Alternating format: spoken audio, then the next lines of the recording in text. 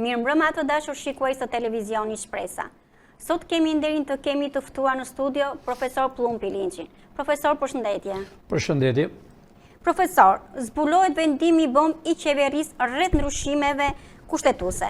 Profesor, a është ngrush shteti apo është ngrush ndaj spakut? Përshëndetje të dashur shqiptar kudo që ndodhen.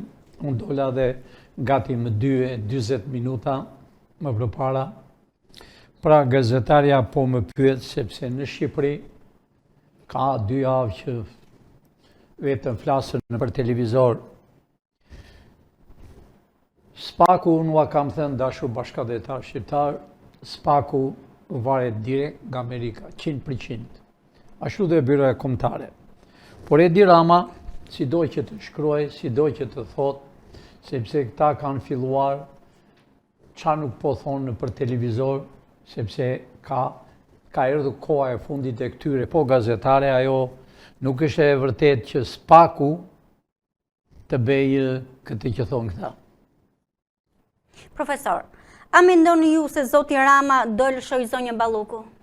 Urdhë? Zoti Rama, a mendoni ju se Zoti Rama do ta lëshoj zonjën Balluku? Dashur shqiptar, gazetarja më pyet për Edi Rama.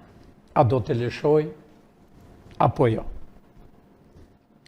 Edi Rama ka lëshuar familjen e tij me kohë. Edi Rama nuk gjen vrim ku të futet.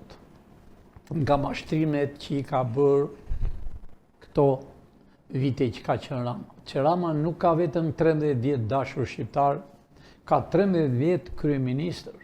Por Rama ka qenë dhe ministër kohën e nanës, kur ka erdhur nga Franca me atlete të prishura. Por Rama ka qenë kryetari i bashkisë për shumë vite. Dallaveret e tyre, së bashku me PD-n, erdhi koha e realitetit. Pra Rama e ka lëshuar me kohë Ballukun. Unë shoh një zarf atje, për këtë ke fjalën apo për një tjetër? Po, për zonjën Balluku. Po aty unë e shoh që hap zarfin e zi, e nuk thatë që hap zarfin e zi. E thotë zarfin e zi. Pra arsye të dashur bashkëdhetar, Edi Rama thotë për Balluku. Po të gjithë këta kanë nga një zarf, jo të zi, po çfarë ka në dosjet e tyre. Unë nuk kam thënë dashur shqiptar që dosjet e këtyre janë aq të rënda sa vagonat e trenit nuk i heqën dot. Pra, erdhi koha që të hapen dosjet e të gjithëve këtyre që të shihni edhe ju. Nuk janë dosje vetëm për vjedhje dashur shqiptar, këto janë dosje për vrasje, këto janë dosjet në 97-ës, këto janë dosjet që prishën fabrikat, kudo që ishë ndërtuar në Shqipëri, nga shqiptarët si slev punonin, këto janë dosjet e naftës që kanë bërë të dyja partit, këto janë dosjet e Gërdesit, këto janë dosjet e Ishte Janarit, pra dosjet e këtyra shqiptarët e mi janë të papara në historinë e Shqipërisë. Pra dosjet, si shtote zarfi zi e hap, pra arsye se nesër jo pas nesër, gjykata kushtetuese nuk ka rrugë ku vete sepse dosjet e tyre do hapen, pra gjykata kushtetuese do thot, do t'ja leri gjykatës, do me të njëjtin që ka thënë që Balluku të mos shkojë më në kryeministri, por Balluku të arrestohet. Profesor, a mund na flisni për situatën në Kosovë, sidomos për ultimatumin që ka lëshuar SBA për Kosovën?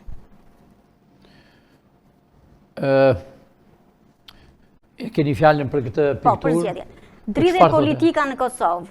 Rinumërimi përmbys rezultatin. Për këtë e kam. Unë kam thënë dhe më përpara për Kosovën, se Kosova është krahina jonë. Për këtë kemi ardhur që të bëjmë Shqipërinë me kufi natyror, Kosovë, Maqedoni, Malizi. Dhe tirania që ka shkatruar pothuaj për 35 vjet dhe 46 vjet me regjimin komunist që ka dëmtuar krahinat tona. Pra në Kosovë ka ardhur koha të dashur shqiptar, të dashur kosovar, që ky flamur nuk është ngritur akoma në zyrat e kryeministrit Kurti apo në kryeministret e mëparshme. Është ngritur një flamur blu me shenjën greke dhe ajo që është si punë kafe me shenjën sërbe. Pra ka ardhur koha Kurtit i kemi thënë gjithmonë që nuk është koha e kooperativave, nuk është koha e komunistave, nuk është koha e propagandës që të gënjejnë popullin, do me thënë si shtot Kurti ata të parët kanë vjedhur, kurse ai s'ka vjedhur. Po të dashur shqiptar, para ca kohë Kurti u thiri nga gjykata e Kosovës dhe nuk u paraqit. Pra, rinumërimi edhe njëherë, e thot edhe vetë atje, përmbysja e rezultatit. Sepse dashur shqiptar, në Kosovë duen intelektual të ri, për një periudhë shkurtër se do bëjmë Shqipërinë me kufi natyror. Duen njerëz që nuk janë bashkëpunëtorë të Serbëve. Pra shkurtimisht erdhi koha e shqiptarëve, erdhi koha e realitetit dhe unë përsëri i them Kurtit prej sot, vere flamur shqiptar, ne do mendojmë ndryshe pastaj. Pra, po mos u vu flamuri shqiptar, nuk ka hir ajo qeveri që është tani edhe ajo që do vi nesër. Ju, profesor, dolu sot në orën 3. Thatë se samiti për paqe në Palestinë është një event privat që zhvillohet në Zvicër dhe jo në Washington, siç na thanë mediat dhe zoti Rama. Si qëndron e vërteta? Të dashur shqiptar, gazetarja më bën një pyetje sepse unë dola para shqiptarëve dhe thash real, të vërtetën. Por gazetarja duhet të thotë më shumë sepse ka 2 javë, po thuaj, zjen çështje në për televizorët e tyre, në për emisionarët e tyre, në Shqip folsin, siç kam thënë dikur që janë 80 e ca gazetarë që kanë qenë bashkëpunëtorët e Ministrisë së Brendshme më në 90-ën, që ishin për studim për gazetari, për filozofi, për histori, ata ishin të ndihmuar gjithmonë nga sigurimi i shtetit. Ata janë për gazetat, ata bëjnë çmos. Ajo si thash, po thuaj 2 javë gati, që thonë Amerika nuk i le shqiptarët të shkojnë. Pra, kjo nuk është e vërtetë. Shqiptarët e kanë dyert të hapur, siç e thash në orën 3.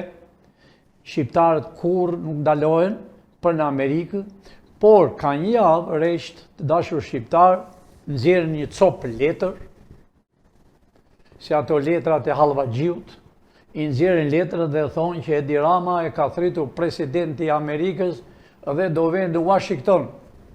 Të dashur shqiptar, këta bëjnë propagandën në minutën e fundit. Edhe gjarpri kur i vjen ngordhja, ka fshon bishtin e vet. Pra, unë e thash dhe mbërpara dhe po e them përsëri para shqiptarëve të mi, në Amerikë, si presidentët, si kongresmenët, si senatorët, u bëjnë ndim spitaleve, u bëjnë ndim shteteve që janë të varfra, do me thënë bëjnë çmos, mbledhen para për të ndihmuar. E njëjta është dhe kjo, por kjo ka një dallim dashur shqiptar. Ka një dallim shumë të madh dhe do t'i dali tymi shumë shpejt. Për arsye presidenti i Amerikës kërkon nga disa shtete shumë para. Jo miliona, po thuaj biliona.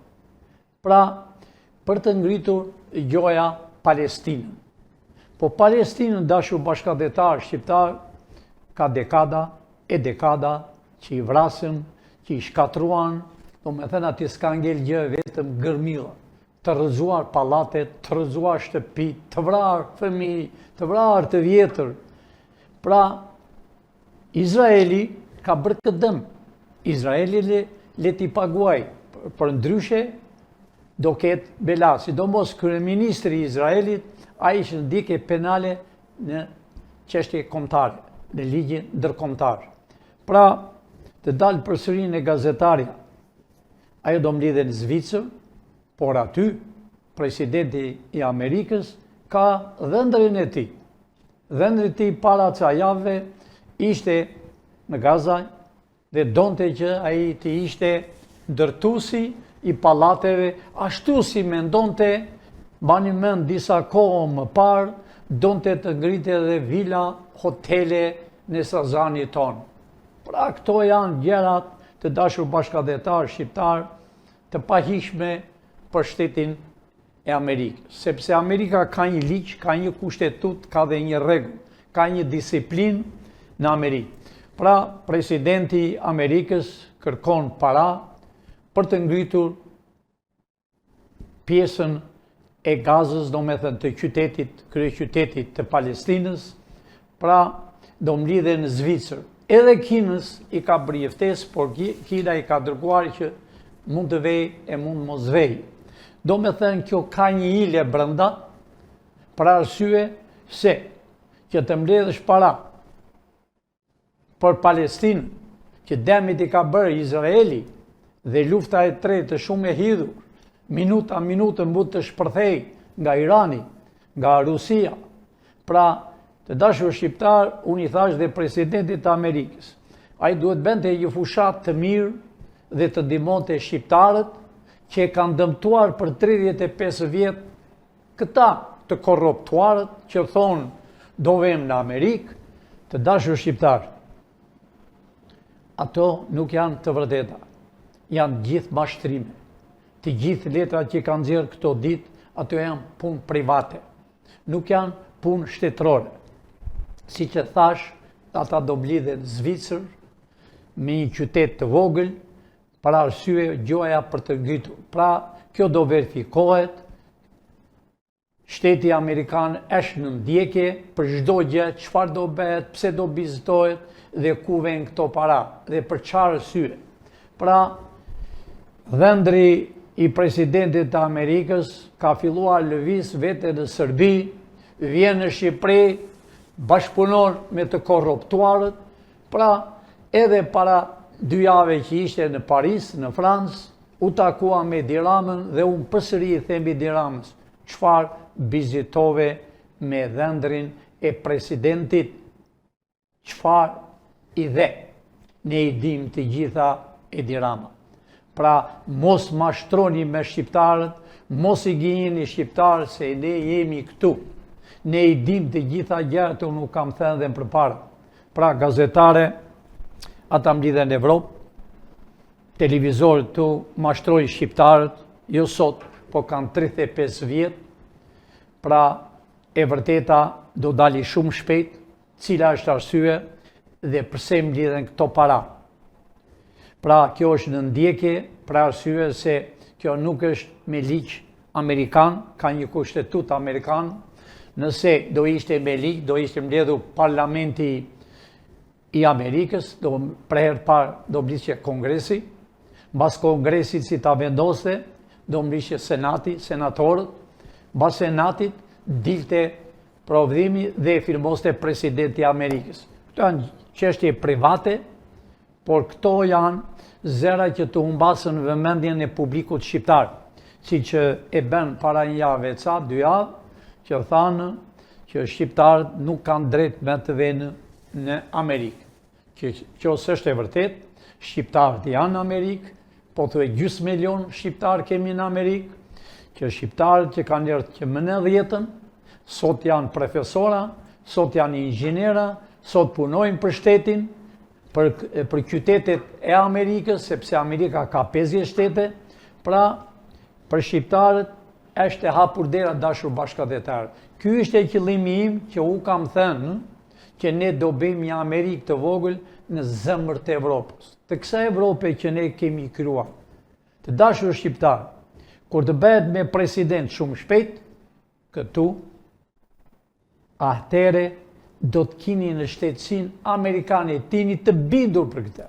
Sepse ne dim se ç'a bëjmë, dim se ç'a flasëm, sepse ambasadorin e parë që ka erdhur më 22-shin, ka erdhur nga familja ime, e ka ndihmuar ambasadorin dhe është hapur për herë të parë në tokën e shqiptarëve ambasada amerikane. Pavarësisht se në luftën e dytë botërore u largua, sepse e fituan, jo e fituan, po i vendosën komunistët në tokën e shqiptare që e shkatruan nga gjithë anët. Pra, gazetare, çdo gjë këtu në Shqipëri për 35 vjet kanë bërë mashtrime, kanë vjedhur shqiptarët, i kanë vrarë, po i tremin, gjoja do bin një demonstrat më datën 24, gjoja do të djegi Shqipërinë, këto janë prallat e tyre të 35 vjetëve. A keni diçka për shtuar? Unë nuk kam asgjë për të thënë në gazetare, por ju duhet thoshit për arsye se kryeministri sot ka deklaruar se do zgjedhë 80 deputet, 41 senator, që ishte më rëndësishme që nuk e thatë, që ka më rëndësi, sepse po zjen kjo, dhe kryeministri i Shqipërisë e nxori për den jashtë, do me thënë nuk e pranon sepse i ka votat njëherë për njëherë, kryeministri njëherë thot 100, njëherë thot 80, po është kjo që kemi thënë ne dashur shqiptar. Kemi thënë, ne qeverin teknike kemi kryuar, ne do të kemi 80 deputet dhe 41 senator, do zgjedhen direkt nga ju të dashur shqiptar që s'keni votuar në jetën tuaj për 82 vjetë. As prindrit dhe gjyshit tuaj nuk kanë votuar, po gjithmonë kanë qenë të detyruar ta hedhën votën atje ku ka thënë, sidomos 46 vjetë me regjimin bolshevik, 35 vjetë me regjimin shqipfolës, me hajdutët, me kriminelët, me vjedhësit, që qasi kanë bërë Shqipërisë. Kanë arritur sa edhe të rinjt janë bërë ushqim për peshjet e detit tonë. Pra, erdhi koha ajo që kemi thënë ne kërkojmë shqiptarë të vinë sa më parë për punë, jo për ne, për veten e tyre, të vinë të zenë vende si që po vinë për ditë. Pra, ne kërkojmë njerëz intelektual të rinj të çdo kategorie, doktor, inxhinier, profesor, filozof, çfarë ka intelektual të vinë sa më parë, sepse duen, në qeveri duen shumë, çdo ministri do ketë të paktën 100, 200, 300 veta të punojnë. Pra, duen shumë njerëz ambasador, duen shumë njerëz që të përgatiten për të zgjedhur kryetar bashkie në të gjithë Shqipërinë. Duen shumë njerëz për të zgjedhur kryetar komune në të gjithë Shqipërinë, sepse do arrestojnë të gjithë, u kam thënë, do arrestojnë drejtorët e policisë të Shqipërisë, që kanë vjedhur, i kanë coptuar policinë, i kanë mashtruar policinë, kanë vajtur para në ministri, ajo ministri e brendshme, që ka vrarë shumë njerëz dikur, kanë vajtur parat për policinë, për veshjen e tyre, për këpucë, për kapele, ata e kanë mbajtur për vete, edhe shumë shpejt, ata janë dyke arrestuar. Biletat e tyre janë prerë, e kanë fjallë për thirrjet e arrestimeve, e janë bërgati fletirjet, pra Shqipëria do ndryshoj 100% dashur shqiptar, po unë presë nga ju. Pra, Edi Rama ahe do në e bej më kollaj, ta votoj 80 deputet, 21 senator, a herë ne brenda muajt bëjmë zgjedhje të reja për president, shpëton Shqipëria për Shqipërinë me kufi natyrore, mbasi të bëhet me president. U kam thënë, Bashkimi i Shqipërisë bëhet telefon. Të gjithë kjo që po bëhet, kjo luftë në Evropë, po zjen Evropa, qëllimisht është për të bërë Shqipërinë me kufi natyror. Natën e mirë dashur bashkëdhetar shqiptar, shihemi nesër në orën 6. Përsëri në orën 2:30 nesër unë do dalë para jush, do t'u them shumë gjëra të tjera. Arrestimet janë gati, Balluku e ka me minuta, Edi Rama, u kam thënë, e ka ditën e fundit, atë ditë që bëhet qeveria, që shkojmë. Do me thënë, ne kemi kryuar qeverinë teknike dhe unë sot edhe ka kohë që po flasë në emër të kryeministrit. Sepse ne kemi zgjedhur qeverinë teknike, 80 deputet, 41 senator, kemi hapur 3 drejtori, drejtoria e policisë, drejtoria e FBI-s, do quhet vërtet e FBI, dhe drejtoria e inteligjencës shqiptare. Pra ne jemi bërgati që të shërbejmë shqiptarëve. Ne jemi bërgati që të kthejmë pasurit çdo shqiptar që deri më sot këta i quajnë ish pronarët, jo, janë pronarët. Do japëm gjithë vilat, hotelet, që janë në tokën e Shqipërisë, që i kanë bërë të huaj, do t'i marrën shqiptarët. Kjo dofta u duket e pabesueshme, po unë ka kohë që u flasë për arestimet, kam kohë që u flasë që do mini çdo gjë gratis, ju se keni mbesuar, po erdhi dita që ju ta mbesoni. Kjo është, pra nuk ka qeveri teknike tjetër përveç se ne. Ne e bëm dhe ne po flasëm në emër të qeverisë teknike. Pra dashur shqiptar, miru pafshim nesër në orën 6 dhe rrini të qetë, arestimet minutën ben. Po ashtu janë bërë arestime para mbrëm gati 16, mbi mbrëm 20 ca për këto call center. Sepse të gjitha këto janë qindra, janë të deputetëve, janë të qeveritarëve, janë të ish ministrave të Berishës dhe të këtyre. Natën e mirë e miru pafshim në orën 6 nesër. Profesor, falenderoj. Të dashur miq, shihemi transmetimin e radhës. Faleminderit.